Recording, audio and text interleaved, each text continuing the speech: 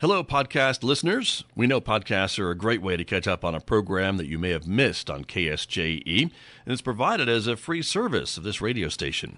But you know, KSJE is now listener-supported, and so while you enjoy this podcast, we hope that you'll also take some time to join KSJE. Become a member today. It's quite easy to do. Just go to our website at ksje.com/support and pick the level of support that best matches your budget. Thanks again for listening. Here's your podcast. Good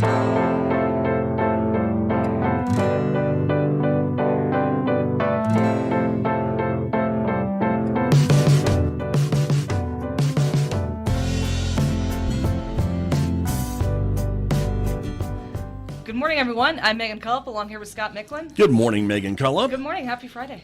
Thank you. Same to you. Yeah. Right, here we are. Another week. Another week in December. Already December. I just can't get my mind wrapped around that it's December. I know. I don't know why. It's cold, and, you know, we had Thanksgiving, so obviously here we are. Time follows, marches on. Yeah. But it seemed like this year went by quicker than other years. It does seem like that, but I don't know. We probably say that at the end of every year, though. I think we do.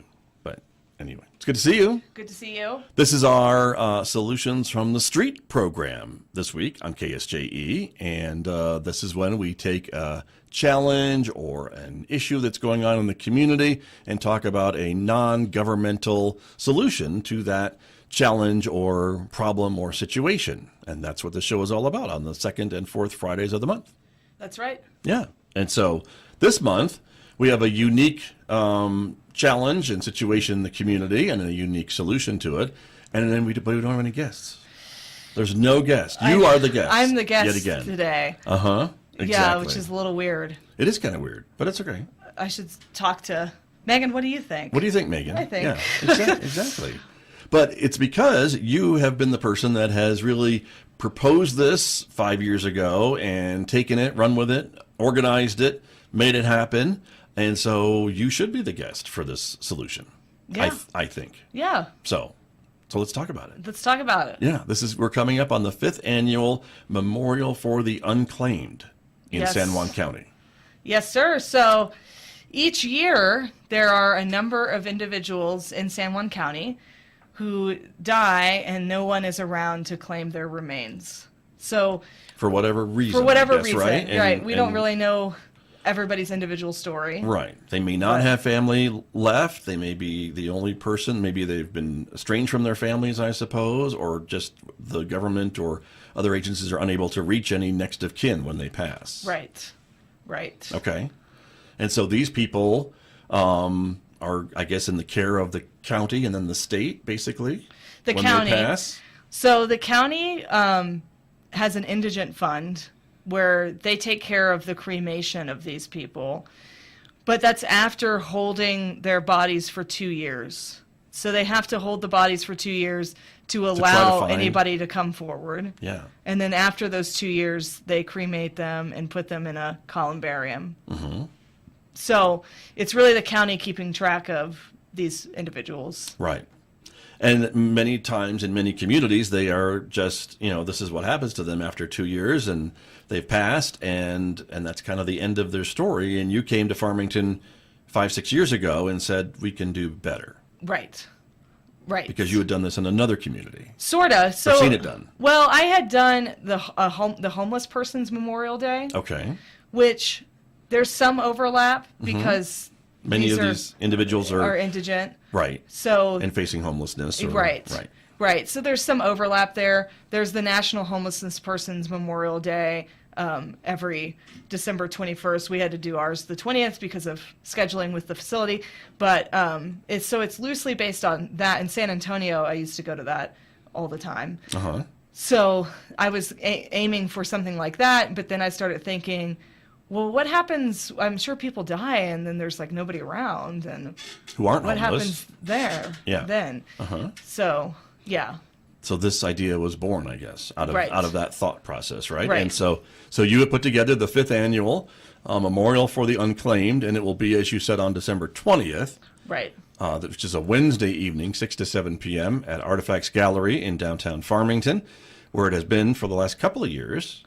I think, at least last year. It was there last year. Yeah. Yep. And the idea, it's a pretty brief ceremony, but a very poignant one, I think. And you always include me, so thank you for including me in that, because there's music, there's poetry, there's a message, and then there's the reading of the names, which is really quite moving, I think, to hear these people's names and give them a moment of silence and respect and just thoughtfulness on their passing. That these people were people who had lives and maybe had rough times and came into contact with other people during their life, however long or short it was, and they get a moment at this memorial. Right. And it's so important to think about people as whole stories. Like, maybe they had a really robust community at one point, and for whatever reason at the end they didn't, Right. And I wish that we could know more about these people, but we can't. So what we can do, though, is acknowledge, like, yes, you existed. Right. Yes, we care. And like you said, we read each name and have a little moment in between each name to acknowledge that life that was lived. Right. And I think a lot of folks might be surprised to learn just how many people are on that list every year. I mean, it's not like one or two individuals in our community. It's several. I mean, I think last year it was about 30. Right. This year you're still gathering the numbers, and so, but it's 30 lives that were lost over the course of 12 months of people that were in our community who had no one near them or knew them close enough to handle their arrangements when they passed. Right. That's how they get on this list. Right. And the county is so careful, and like, hats off to the county because they're so careful about gathering these names, and right. They've been supporting the service since it started. The county commissioner has come every year, and individuals from the county come to show their respect, and so it's a special night, and the music is always really special. We have a lot of talented musicians in the community. As we all know, there's just some really talented musicians in the community. Right. And they provide the music, and we always have a poem that's read to just kind of center us and sober us to get us ready for the reading of the names. So, right. Yeah.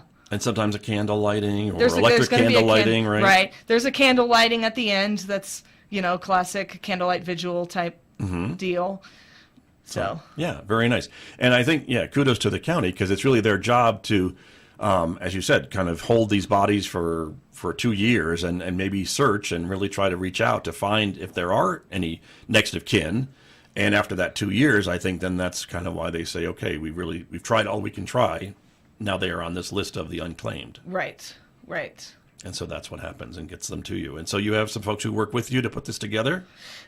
So the Basin Good Neighbor Foundation, which is a foundation that provides hospice care for all regardless of the ability to pay. Mm-hmm. So it's very focused on the indigent population as well. So this kind of coincides with their mission. Nicole, of which you are the executive director for now. Yeah, right. So Nicole Clark and Thomas Bowie are very helpful in putting this together, and of course the people that are taking part in the ceremony: James Golden, probably Lisa Dees, and Jennifer Johnson are all helping with the actual service. So, right, yeah, nice, very good. And Artifacts, of course, and thanks to Artifacts for hosting. It's a beautiful.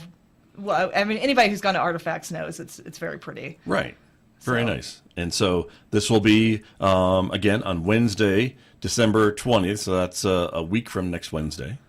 I know, isn't that crazy? It is crazy, right? Oh my gosh. And there is some significance in the date, right? You mentioned that you kind of would like to have it on the 21st, the shortest day, longest night of the year, and so that's significant? It's significant because it is the longest night of the year, so it's symbolic. And that's the significance behind it. But Artifacts was booked for a Christmas party that day. Sure. So we had to adjust it. But we're still on one of the longest nights of the year. Yeah, the second longest longest night of the year. Right. So, and that's just significant because you think about, particularly homeless individuals, how difficult the winter months are compared to maybe the spring or fall. And we've already had some exposure deaths this year, which is very, very sad that happens. And so, it's just another way to acknowledge, hey, it's hard out there, True. Right.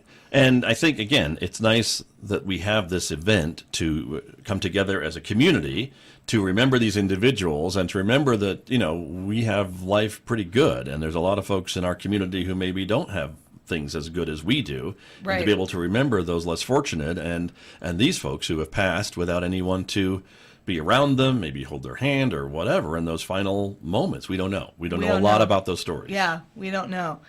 We had an individual on hospice that was going to be unclaimed, and I actually claimed him. This was a few years ago, and it was very profound. Like, I didn't, this guy seemed to be content with having no one, but it just ate me up to think that he would be unclaimed because I knew him in a capacity as chaplain. Right. So I claimed him and then took his ashes and scattered them in Colorado. It was very profound. It's meaningful. Yeah.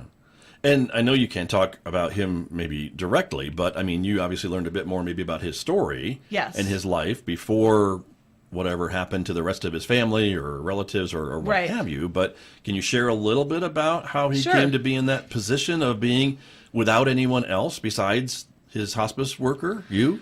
Yeah, I mean, he had a significant story of estrangement that occurred. Okay. He ended up homeless. Thankfully, he somehow got on Medicaid, so I don't know what address he used to get on Medicaid, but he somehow got on Medicaid, so he was able to live in a nursing home. So he lived out his final days in a nursing home, and he was a huge fan of chicken noodle soup, so the social worker and I would bring him chicken noodle soup, and it was like the greatest thing ever. I mean, it's just a very humble guy, very appreciative for these little ways that people cared for him, and Nice. not a big talker. Kind of kept to himself, which makes sense that he would be unclaimed if he keeps to himself. But, Right. Older, younger? Middle-aged, probably 50-something. Okay. Yeah. When he passed? Right. Okay. Right. Yeah. So, younger guy compared to some of the other patients we have in service. Right. Yeah. Just But to be looked able- like Michael Stipe from REM. All right. Okay. There you go. But that's one story of many, I guess, that happens repeatedly in our community and many others all around this country, all around the world. Right. Right. I mean, it's easy to have falling outs with people, really. It's easy to, and some people choose to isolate themselves. But even if you chose to isolate yourself, your life should still be honored. Then that's the mentality behind it. Right. That's very true. And that is why we come together for these events every December. And thanks to folks like Megan Cullip who put this together and gathered these folks to just pause from our busy lives to remember these folks who are no longer with us and who were here for a time and maybe made some impacts. But because of whatever happened when they passed, there was no one there no one family, no next of kin to take their remains. Right. Right. And so that is what we are doing. Wednesday, December 20th, 6 to 7 p.m. at Artifacts Gallery. Again, this is an event. It's a free-to-attend event. Just come and join us for some memory and recognition of these individuals. Right. Yeah, it was very... Last year, there was quite a group. I think there were 50 people that came out, which is very profound to Right. have 50 people in the community come out and pay their respects to people they don't know. That was really powerful. So... Right. But again, as I think I started to say before, it kind of just reflects back on us as a community to try to do this and come together and remember these people who were part of our community in maybe a small way or a large way. And I think it's a nice way to be able to say, as a community, we want to remember them if just for one night and honor them if just for one night. And that's what we can do for them. Right. So Right. that's what we have. So very good. Well, thank you for your efforts in this. And again, the Basin Good Neighbor Foundation and Basin Health Companies are some of the major sponsors of this event, Yes. I would say. Yes. Major sponsors. And so they're helping to put this together as well as Artifacts and all the other volunteers who are going to be there that night. Right. Got you. And the poetry and the message and the music all have kind of a theme as well of remembrance. Yeah, the theme and... is stories. Okay. So the theme is stories, that everybody has a story. And even if you don't know that story, like we've been saying, you honor that story, and we honor that stories are complex. And we kind of, if you think of a tapestry, how all of those threads are woven together, that's kind of how our stories are. We're all woven together and connected. And so there's always a reminder that we're connected and we're responsible for each other on some level. You're responsible to take care of your neighbor whenever you see your neighbor in need. So, Right. yeah. Who said that? Someone said that. Right. Someone very famous that was said definitely that. a very famous teacher. Yes, exactly. Love thy neighbor. You love thy neighbor, yeah. Something to that effect. Yeah. So, yeah, very nice. Well, a good message. Again, it's one of my favorite events in just that we can come together as a community and remember these folks and so that their lives will not be forgotten and can have a few moments of recognition. Right. Each and every year. So, again, I say this every year to you, but thank you for bringing this to our community because before I think you got here, we had not done something like this, right. at least to my knowledge. Right. Yeah. And so it's a great nice thing to community. do. Yeah. Yeah. Very much so. Anything else to add? Just come out. I mean, you won't be. It's a touching service, and it's not long. I mean, it's a short service, and You have it scheduled for an hour. I don't think it's going to go an hour. it doesn't go an hour. It probably goes about like 30 minutes or so, and then we'll have refreshments and cookies just to hang out. And you probably will see people there that you haven't seen in a while, so it's a good chance to catch up with folks, in this busy season to get to see people that you know. So Right. yeah. Very true. So a really nice time. Again, it is the Memorial for the Unclaimed, the 5th annual, Wednesday, December 20th from 6 to 7 p.m. at the Artifacts Gallery. That is at 302 East Main Street in downtown Farmington. And it is a free event, and there's plenty of other folks who will be there to remember these folks who passed away over the last 12 months in San Juan County. And again, the number, we don't quite have that final number yet. We don't have the county final is number still working yet. on, the county's still working on getting it together. Okay. Yeah. But we think it's going to be about 30 names or so. Probably. It usually is. Yeah. Yeah. So we will honor those folks. Yeah. Very good. Well, thank you again for your efforts. Yeah, absolutely. I'm sure it takes a little bit of effort to put all this together. It's a labor of love. It does take some effort. Yeah. Well, that's important. So terrific. Well, very good.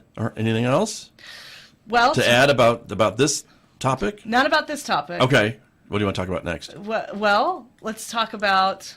Well, are we going to talk about tomorrow? We could talk about tomorrow. Okay. Yeah, of course. We always talk about tomorrow. We always talk about tomorrow. I think before we talk about tomorrow, though, we need to talk about how folks can send us an idea if they have a topic for the show.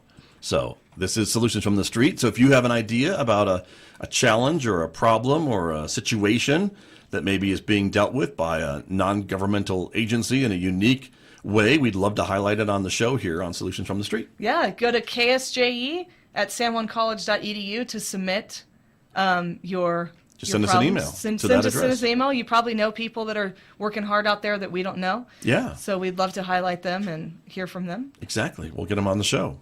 Yeah. So there you go. We do it twice a month, the 2nd and 4th Fridays of the month. So let us know what's going on. I mean, Megan and I think we know it all, but we really don't. We really don't. We really don't. I definitely don't. Yeah. You know a little more than I do. But I doubt that. Says the lady who just got an extra degree. So there. Again, we are on the 2nd and 4th Fridays with this program. Next week, we will be back with our other show and the other Scott. The other Scott will be joining us. Yes. Scott and Scott. Scott, Megan, and Scott. Scott, Megan, Scott. You're like bookended with Scotts. I know. That's a lot of... It's stereo Scott. It is stereo Scott. But that show is on the 1st, 3rd, and 5th Fridays, and that's a pretty freewheeling show. That's one It's a very freewheeling show. Don't have really a format. It is an open line. We will invite you to call in and chat with us about what's going on in your world. It's usually very interesting. That's why the name of the show is... That's interesting. That's interesting. And so you can call in next week, and we will be here. And that'll be actually our last show of December before we all go on break. Oh, my gosh. We'll be gone for 2 weeks. Wow. I know. Right? Wow. Okay. Full circle. We're still talking about the date. We're still I know. We're still amazed. It is. Exactly. Okay, now, tomorrow. Radio free Saturday morning. 9 to 11 a.m. That's right. Your eclectic music mix. A lot of people listen to the show when they're drinking their Saturday morning coffee, getting ready for the weekend. I'm glad you added the coffee part. They're not listening while they're drinking on Saturday mornings. No, coffee. Coffee. Yes. I know a lot of people that kind of just chill out and take it in. And right. It's kind of a fun way to start your weekend. I always have it on in the background. And the theme. When you're not here actually hosting it live. Right. Yes. Right. And I'm trying to remember the theme. What is the theme? The theme for tomorrow. I already did. I already did fitting in. Yeah. Huh. Okay. Okay, I can't remember. All right. But time flies. Time flies. Maybe it's a theme of calendars. We don't know. It's not Christmas yet because there's always a Christmas show. Yeah, that's coming. That's coming. Okay. But that's the Saturday before Christmas. Right. But this one, was, I don't know. It'll come to you. All right. It'll come to me at like 3 a.m. It's eclectic. Like, We can say that. It's going to be an eclectic mix. Yeah. So, and it's basically. Oh, I know. Conspiracy theories. What? Yes. That's a theme? Conspiracy theories. Of a show? Yep. Of music? Yep. For 2 hours? Yep. On Saturday? Yep. Tomorrow? Yep. Okay. And you'll get to learn about various conspiracy theories too, because during the mic breaks, I bring up a new conspiracy theory, like Princess Diana or whatever. Oh my gosh. All right. Okay. It's kind of funny. Okay. And just so we know, I don't espouse the conspiracy theories I talk about. Okay. I just bring them up. How outrageous they are. Yeah, they're pretty outrageous. Yeah. Okay. And there's a lot of music about conspiracy theories or related to conspiracy theories? There are a surprising amount of conspiracy theory, like just songs that talk about like it's a conspiracy, or like some songs that talk about like paranoia, which kind of dovetails into conspiracy theories usually, because people are usually pretty paranoid that believe in conspiracy theories. Right. So, yeah. Question for you. Yeah. When you were doing the show, putting it together, selecting the eclectic music mix, were you wearing a tinfoil hat? I thought about it. Did you? Yeah. Okay. But you didn't. But no, because then I'd have to make it, and I'm too lazy to make it. I gotcha. Okay. All right. Yeah. Well, that's cool. All right. So that's tomorrow. Yep. All right. Very good. Excellent. Well, I think that brings us to the end of the show. That does. So we will see everybody next Friday with Scott Duran for our That's Interesting show. But for now, we will wrap up our program Solutions from the Street. Thank you, Megan, again for your work on the Memorial for the Unclaimed, Wednesday, December 20th. And we'll see you there. See you there. Okay. Have a great week, everyone. Take care. Did you enjoy that podcast? We hope that you did. And if you did, share it with your friends. And if you really want to keep podcasts like this coming, please support KSJE. You can do it easily online at ksje.com.